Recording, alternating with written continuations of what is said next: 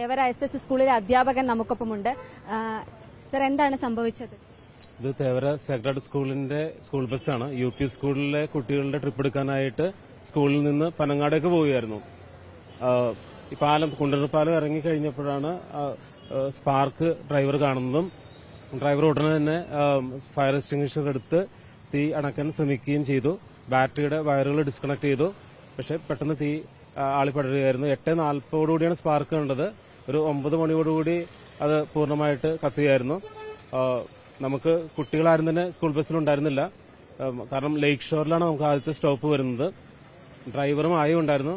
അവര് തീ കൂടുന്നു കണ്ടപ്പോൾ അവര് ബസ്സിൽ നിന്ന് പുറത്തേക്ക് ഇറങ്ങി. അടുത്ത വീട്ടിൽ നിന്ന് ഹോസ് ഉപയോഗിച്ച് കെടുത്താനൊക്കെ നോക്കി, പക്ഷെ നടന്നില്ല. ഒരു കുടിവെള്ള ടാങ്കറിൽ നിന്നും കെടുത്താൻ നോക്കി, പക്ഷെ നടന്നില്ല.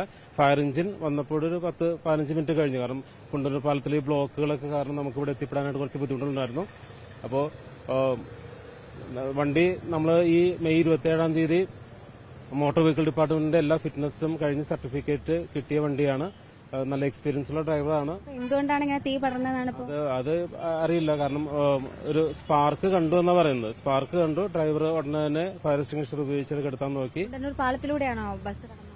പാലത്തിലൂടെ കടന്നു വന്നു. പാലം ഇറങ്ങി കഴിഞ്ഞപ്പോഴാണ് സ്പാർക്ക് കണ്ടത്. ഉടനെ സൈഡിൽ ഒതുക്കിയിട്ട് അത് കെടുത്താൻ നോക്കിയായിരുന്നു.